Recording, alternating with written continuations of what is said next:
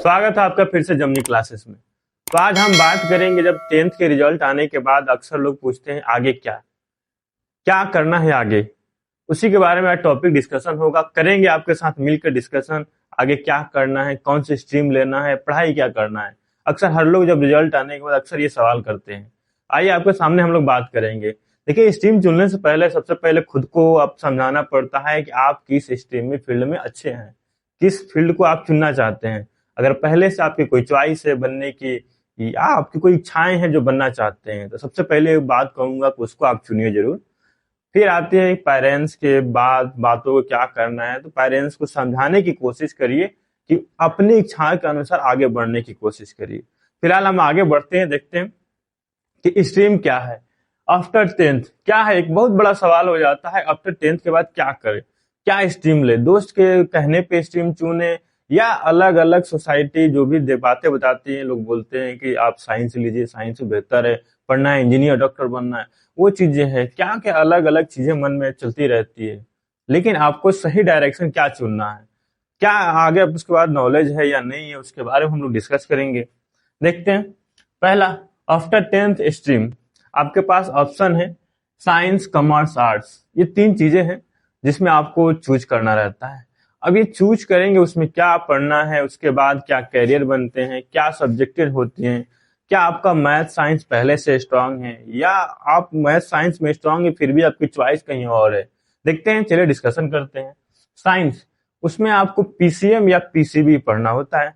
PCM में जिसमें physics, chemistry, maths, उसमें ऑप्शन आ जाता है इंग्लिश और हिंदी का। पीसीबी मतलब फिजिक्स, केमिस्ट्री, बायोलॉजी। इसमें आपको मिल जाता है फिजिक्स, केमिस्ट्री, बायोलॉजी, इंग्लिश और हिंदी। ठीक है। जब आप फिजिक्स, केमिस्ट्री, मैथ्स के साथ पढ़ते हैं तो उसमें आपको जे इंजीनियर की तरफ आपको ऑप्शन मिलता है बनने का। नेक्स्ट, जैसे आप बायोलॉजी चूज करते हैं तो नीट की तैयारी डॉक्टर बनने का। एक अच्छा फील्ड है, लोग अक्सर इसी बारे में हमेशा चर्चा करते रहते हैं, इंजीनियर बनो, डॉक्टर बनो। ठीक है। अगर आप पीसीएम या पीसीबी सिलेक्ट करते हैं तो अगर आप मैथ से पढ़ते हैं तो आप बायोलॉजी को ऑप्शनल लेके पढ़ सकते हैं। ठीक है। वैसे ही बायोलॉजी है, बायोलॉजी को अगर मेन सब्जेक्ट बनाते हैं तो मैथ्स को आप ऑप्शनल लेकर पढ़ सकते हैं। ठीक है। नेक्स्ट बढ़ रहे हैं कॉमर्स की तरफ। कॉमर्स में आपको सब्जेक्ट देख लीजिए क्या क्या पढ़ने पड़ता है, अकाउंटेंसी, बिजनेस स्टडी, इंग्लिश। फिर आपके पास देखिए मेन सब्जेक्ट चौथा सब्जेक्ट आता है, फोर्थ सब्जेक्ट वो मैथ और इकोनॉमिक्स हो जाता है। ठीक है। उसके बाद आईपी होता है, लेकिन इसमें से आपको ऑप्शनल है, ऑप्शनल सब्जेक्ट में आपको चूज करना पड़ता है। वो डिपेंड करता है कॉलेज में, डिपेंड करता है। हिंदी, संस्कृत, उर्दू, कंप्यूटर साइंस, मतलब कॉलेज या स्ट्रीम आपको क्या प्रोवाइड करता है कि उस कॉलेज में आपके साथ क्या प्रोवाइड है। ठीक है।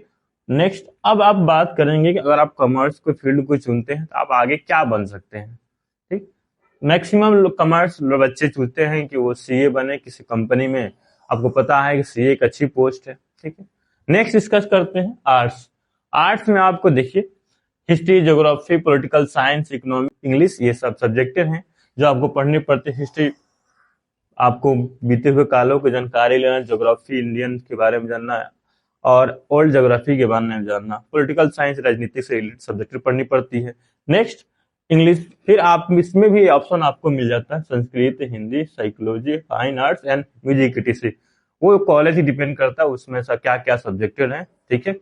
इससे हमने होल सब्जेक्ट को डिस्कशन देखिए। अब इसमें कैरियर ऑप्शन क्या क्या आता है, आगे चल के इसमें आप क्या बन सकते हैं। आर्ट्स लेते हैं, जैसे यूपीएससी या पीसीएस लेवल का आप एग्जाम देते हैं तो उसमें आपको मैक्सिमम 70% सिलेबस, आपको क्या 70% 80% मान सकते हैं, बिल्कुल वही सिलेबस मिल जाता है जो एग्जाम रिलेटेड पूछता है। ठीक है। ये आपको साइंस से एक अलग स्ट्रीम देता है, इंजीनियर डॉक्टर की तरफ बनने। देखिए, स्ट्रीम कोई भी हो, ठीक है, आप हर एक स्ट्रीम को चूज कर सकते हैं, आपके ऊपर चॉइस है। हर एक स्ट्रीम को लेके आप हर एक अलग अलग फील्ड में जा सकते हैं।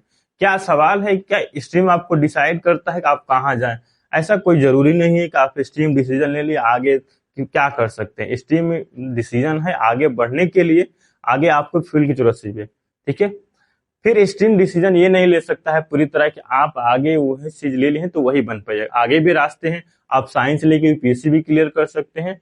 अब आर्ट्स, अब ये सवाल यहाँ आता है देखिए कि जो अब आप एडमिशन ले लिए पीसीएम से या पीसीबी से तो आप अगले सब्जेक्ट में चूज कर सकते हैं। आपके पास ऑप्शन है कि ग्रेजुएशन जब करने जाइएगा तो कॉमर्स आगे पढ़ सकते हैं 12th के बाद।